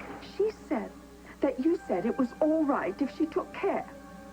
Well, I was only trying to tell her to be careful. I don't want her riding that bike. And she knows it, and you know it. And thanks to you, she deliberately deceived me. She lied to me. Now, listen, Barbara, I certainly didn't tell her to lie to you. Well, what do you think she understood when you told her to take care? That's her Auntie Helen giving her permission to do something she knows she's not meant to do. Yeah, you're right. You're right. It was dumb. Okay, now, let's see what we can do to put this right. The way to put it right was not to have done it in the first place. I'm sorry. I really am. It'll never happen again. I promise you that. Ever. Thank you. Would you like a cup of tea? No, I said what I came here to say. We won't refer to it again. So take your coat off, sit down, relax, stay. No, thanks. I have more wrapping to do. I'll just say good night. I'll see you out. Thank you.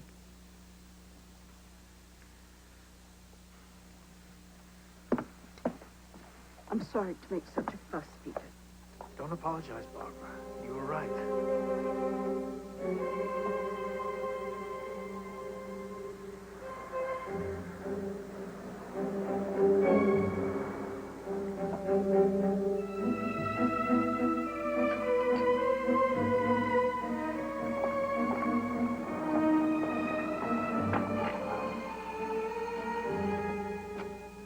Oh, I've got to talk to you, Barbara. Mince pies, huh? Well, Christmas would not be Christmas without your mince pies. Oh, Barbara, I could just kick myself. You know, the last thing in the world I wanted to do was to start trouble between you and Julie. It seems like whenever I talk to Julie, I let her sway me too much, you know? You can imagine what kind of a mother I would have made. I probably would have raised the biggest bunch of spoiled brats the world has ever known.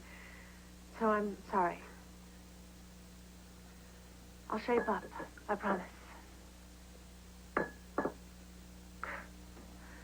Well, I guess this means I don't get my dress either, huh? Oh, thanks for reminding me. Excuse me.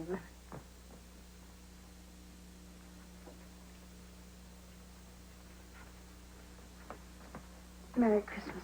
Well, thank you. I can't wait to wear it. Well, I really better get back to my baking. Wow. You really are mad at me, aren't you? No, I'm not mad at you. Oh? Then why the chill? Well, I'm just very busy. I know you, Barb. I mean, aren't we even friends anymore? What a silly thing to say. I'm not an idiot. I know when I'm being frozen out. Can't imagine what you mean. But I can't imagine what you mean. What kind of stick figure talk is that, anyway? Well, I'm sorry. It happens to be the way I speak. Barbara, what the hell is going on? I just have to get these in the oven. Look, would you just look at me when I'm talking to you? Yes. Oh, that's a stupid thing to do. I'm all right. I'm all right. Oh, I've never seen you so jumpy. I was just startled, that's all. Well, you should dress that. Put some ointment on it or something. Fine. I can hardly feel it. See? It's all right. I can't believe this is all just about Julie. I mean, it's been going on for weeks. Really, Barbara, if it was me doing this to you, you wouldn't stand for it. Now, I know that there's something bothering you. Come on, Barb. Really. Is there something that you want to tell me? There is. There is something that you want to tell me, isn't there? Yes.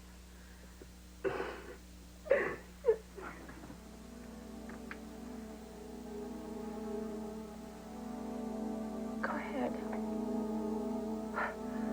You know you can tell me whatever it is. You can tell me.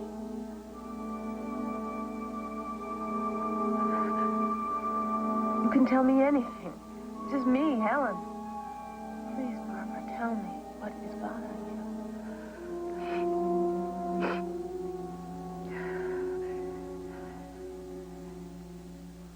Go ahead. Bob and I have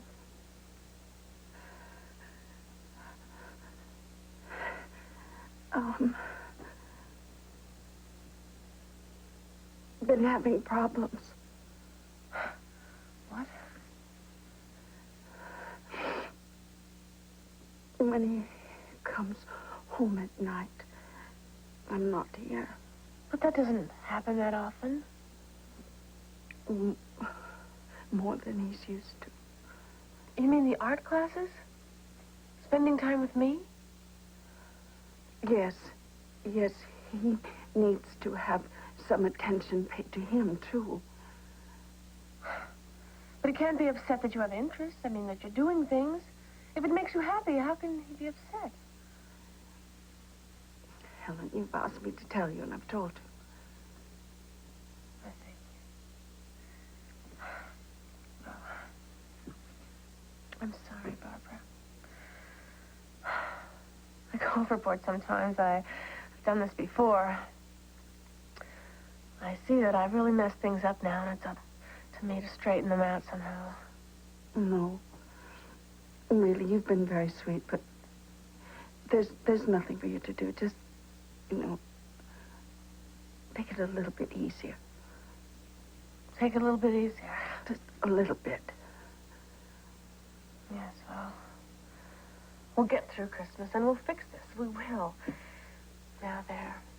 Wasn't I right to make you tell me this?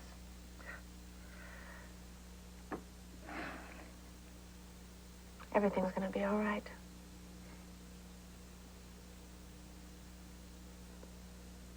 Well,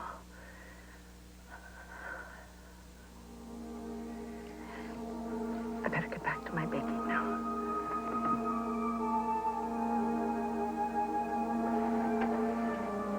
Yes, well, take care of your hand. I will. Don't forget your present. Oh, right. Thanks.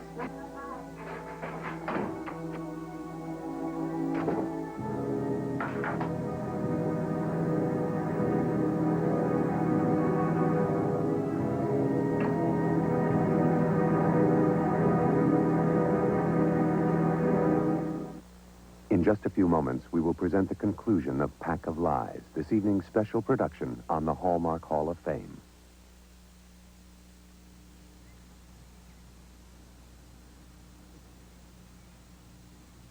A great American painter. He used to paint scenes like this. He probably would have called it moving in.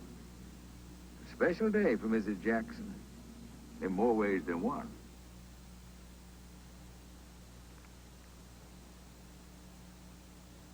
"5 years ago today, you married me for better or for worse. Boy, I'm sure giving you some worse. That he has.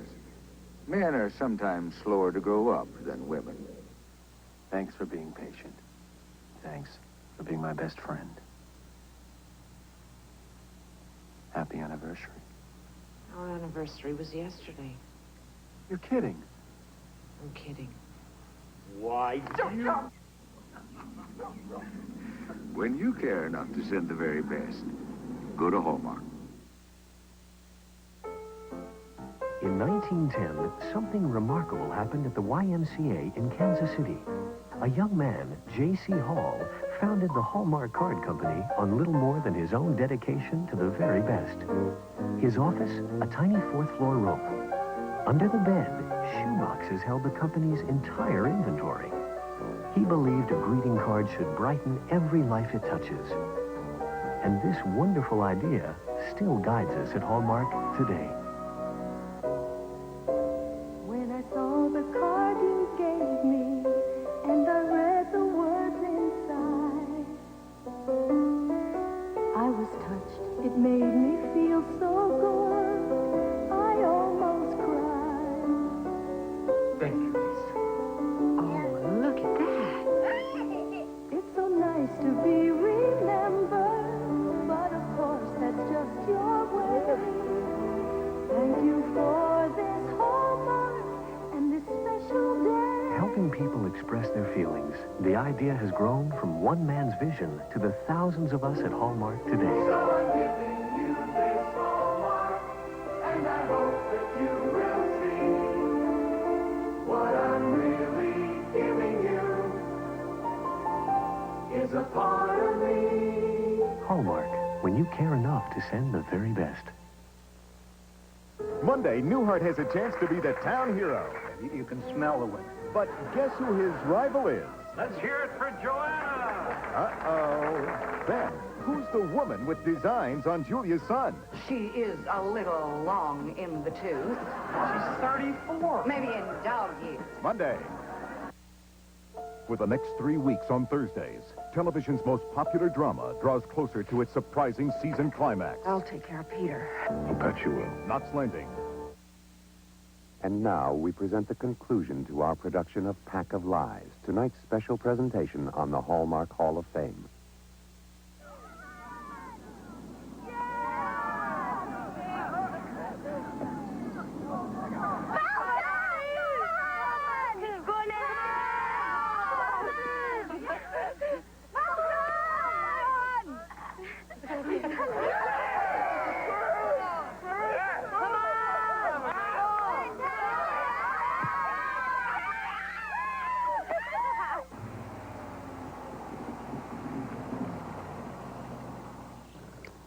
Unit 2, testing. Are you receiving me? Unit 2 receiving you. Poor reception. Unit 3, testing. You receiving me? Unit 3 receiving you. Strength 5.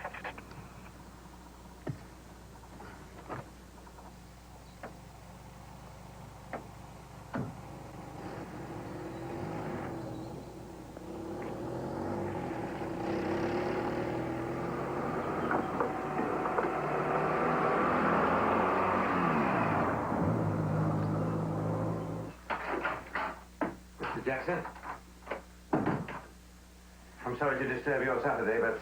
Mr. Jackson, yes, I thought you'd both like to know that it's nearly over.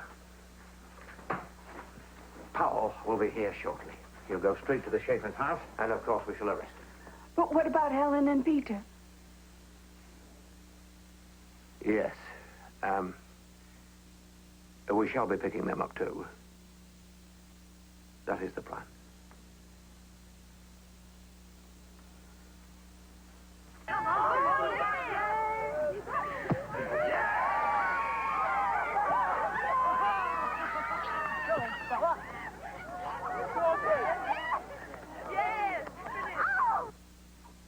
You still haven't told us what they've done. They're Powell's transmitting station.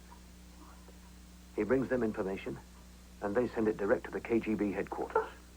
Either in books, posted by Mr. Schaefer to fictitious clients in various parts of Europe, or presumably by radio. I'm sure we'll find a transmitter in that house there somewhere.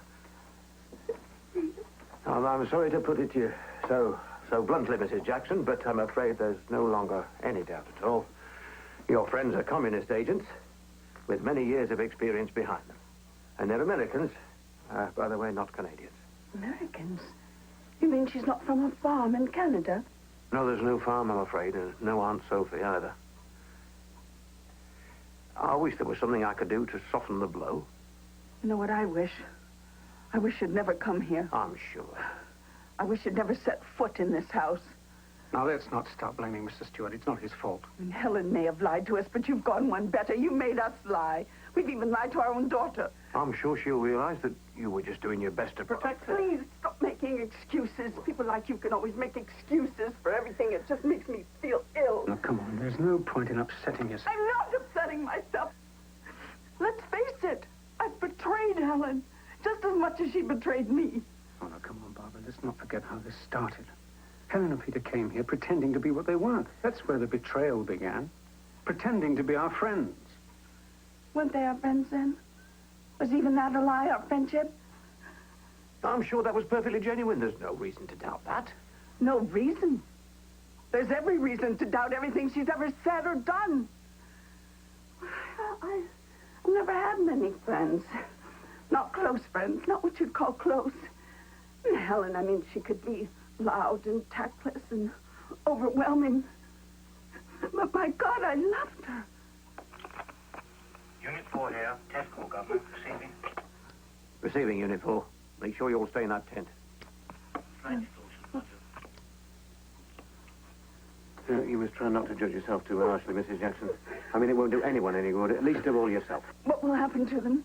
Well, they'll be sent for trial and imprisoned, I suppose. Now, I'm sorry to give you so much pain, but there's really nothing I can do. Unit 3, approaching position, sir. Acknowledge, Unit 3. Nothing I can do. Absolutely nothing anybody could do. You could have told us the truth. You knew about Helen and Peter before you came here. Why didn't you tell us? I had to be careful. You might have warned them. Well, what makes you think I won't now? Well... If I were brave enough, I would. If I were brave enough, I'd go over there to that door and bang on it and say, get out, get out, get out, get out.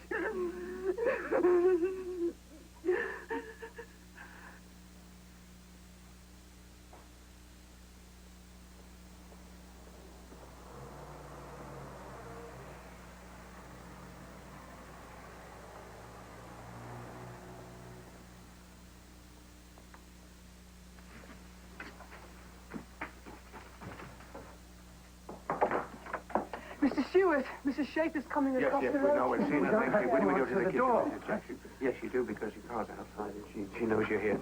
Do answer when she...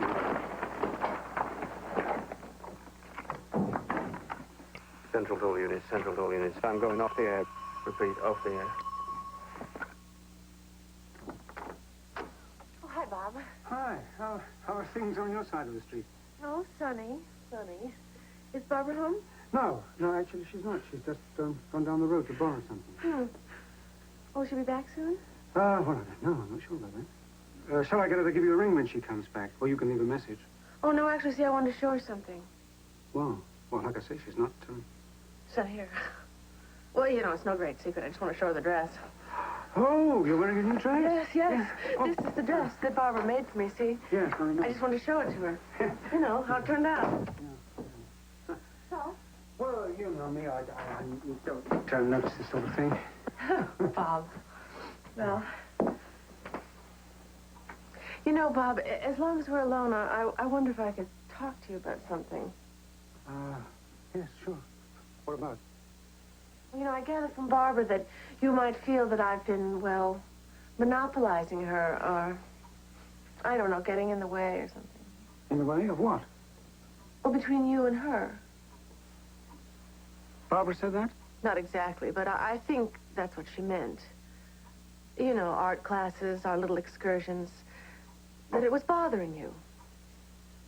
Yes, I know. I understand. Because, really, I would be very sorry to ever do anything like that. No, I understand, and I appreciate your feelings. Oh, good. I just wanted to get that off my chest. So, you don't mind if I wait, do you?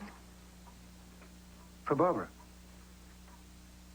Well, you say she'll be back soon. Yes. Well, maybe. Oh, I have so much Christmas shopping left to do. Expensive time. There she is. Oh, hi, Barb. Helen's come over to show you the dress. Huh? You opened it early. Yes. I couldn't wait till Christmas. It turned out all right, didn't it? I mean, it's a little tight right here, but you could fix that, couldn't you? It looks okay, doesn't it? Lovely. Barb, what is it? She's not feeling her best. What's wrong? Well, she's not been sleeping well. Why don't you go and have a lie down, my love? I don't want to lie down. Just leave me alone. Well, there you are. You can see what it's like. I think it might be better if you went. Okay. Is that what you want, Barbara? You want me to go? Yes, please, go, please! Listen, don't say anything you'll be sorry for. Well, why would she say anything that she would be sorry for? Now, what's going on here? Something is going on here, isn't it? Isn't it? Yes. Now, I want you to tell me what it is. Come on, Barb. You can tell me. What is it? We've never had any secrets between us, have we? Haven't we?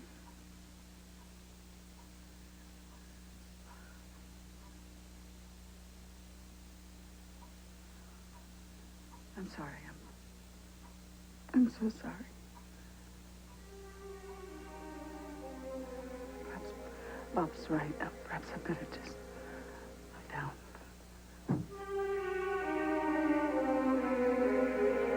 I really think it would be better if you went now, Helen. Now, please, come on. I'll check back with you Now, later. Helen, please.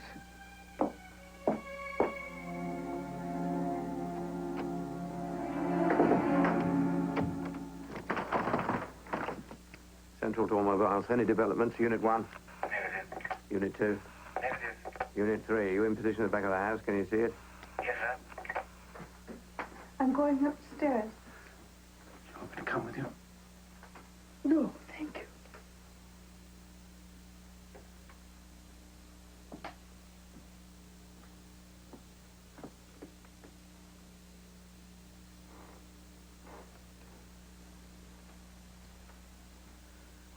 No, we're standing by here, sir.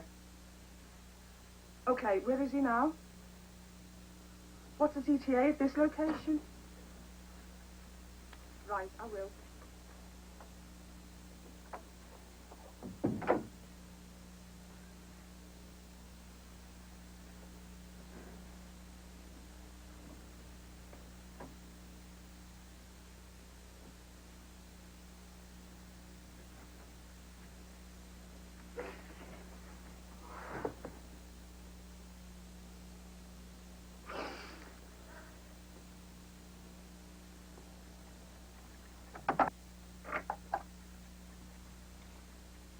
Right. Unit to the central. Main suspect entering the suite. Central to Automobiles. Main suspect on way to house. Unit 3. Stand ready.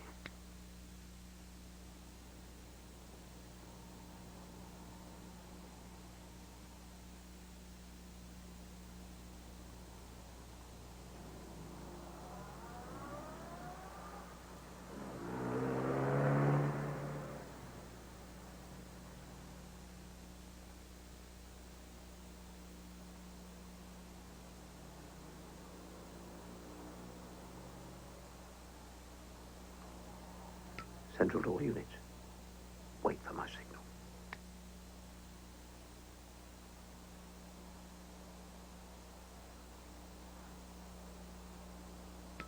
Unit 4. It's all yours.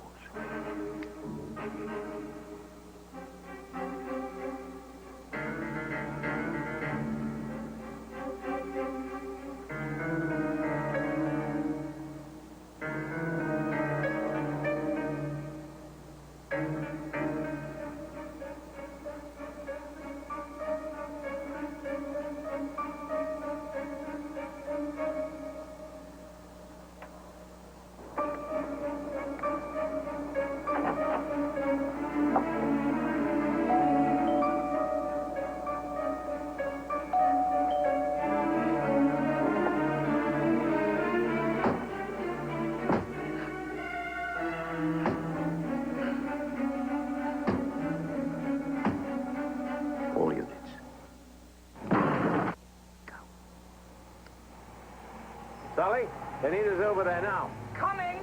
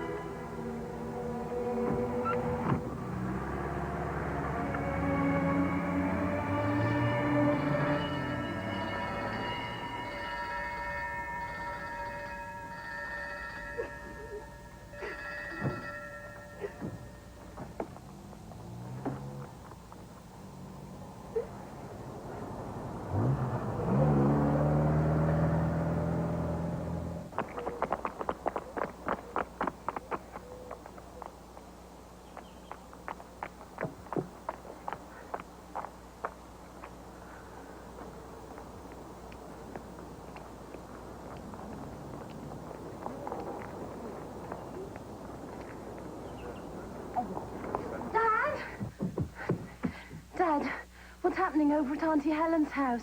There's police everywhere. Yes, I know. They've been arrested. Arrested? I'm sorry, Julia. This is difficult to understand. They were the people that Mr. Stewart's been watching. Auntie Helen and Uncle Peter. They were working for the Russians. But Powell, Stewart said that... Yeah, he's a spy. They were working for him. I don't believe it. You knew, didn't you? Both of you. You knew what Stewart was doing all along. Why didn't you say anything to me? Why?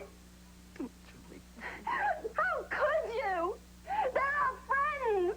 Our friends.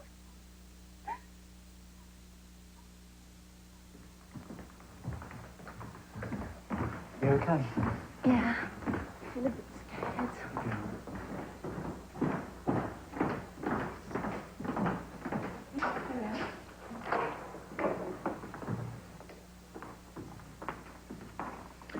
Sit over there. Did you say? Hi, Julie. Hello, Auntie Helen.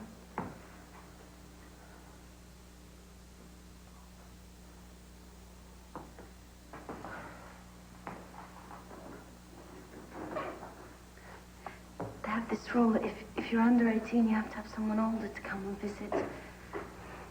Malcolm volunteered.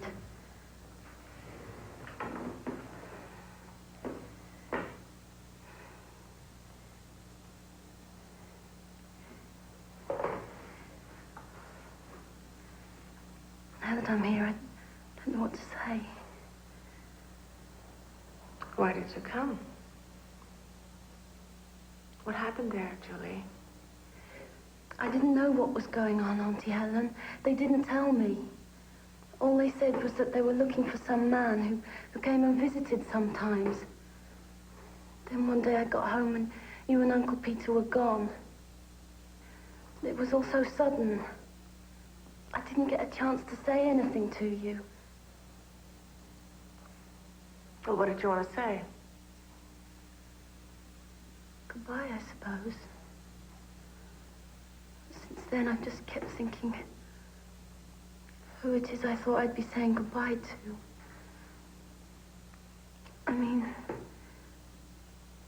I thought you were my Auntie Helen, who grew up on a farm in Canada and had an Aunt Sophie. And then I find out you're not. You're not a lot of the things you said you were. And I couldn't help feeling stupid.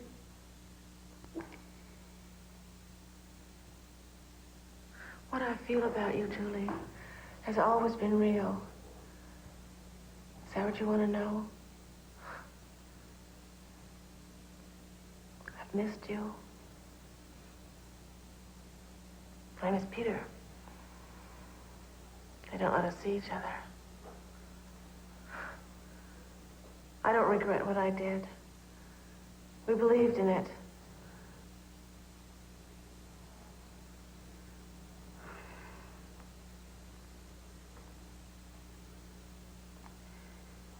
Mum hasn't been very well.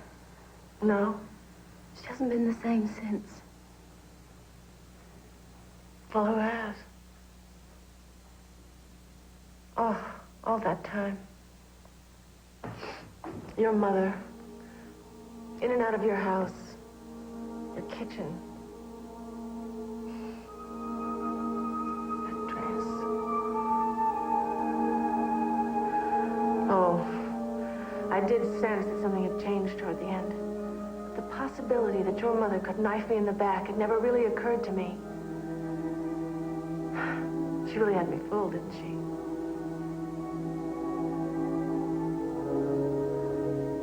I'll never forgive her for that. Never.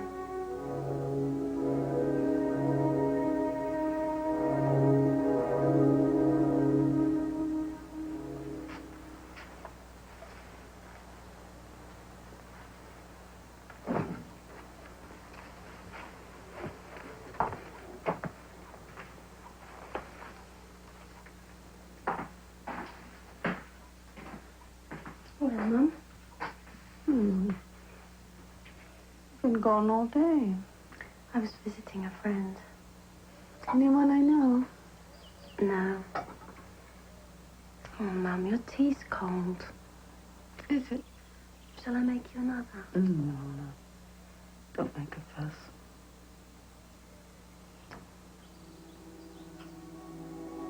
A few weeks after that, Mum died of a heart attack. She once told me that she thought of Helen every night before she went to sleep.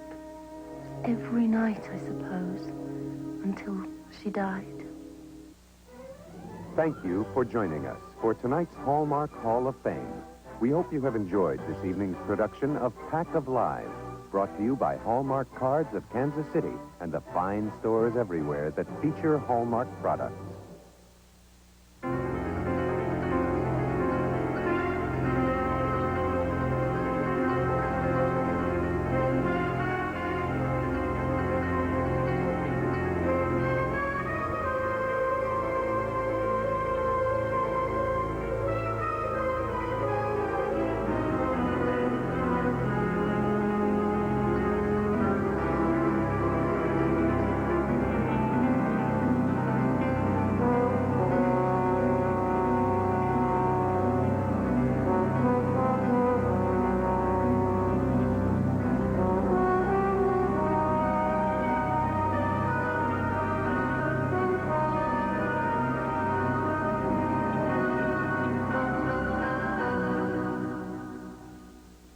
Based on a bizarre true story, a man of God, a woman of lust, his act of murder that deceives almost everyone. I just don't believe this is an accident. Keith Carradine, Jo Beth Williams, and Terry Kinney.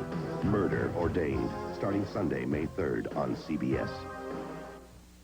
This is CBS. Coming up next, little Ronnie DeTiller's condition has worsened tonight. Doctors are extremely concerned. The world and people here in Pittsburgh remember a time of terror and death in hopes it will never happen again.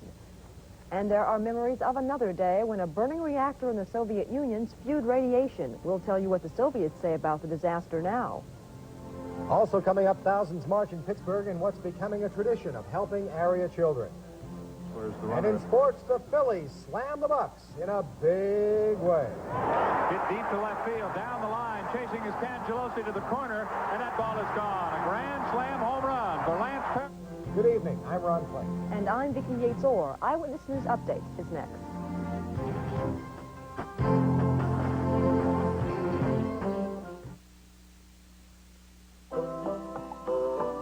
Every morning, it's the same old grind. You make a lot more coffee than you need. But Black & Decker's cup-at-a-time coffee maker brews 1 cup of coffee as easy as instant, which solves one big problem. Because the Black & Decker Flame Buster fire extinguisher is easy to...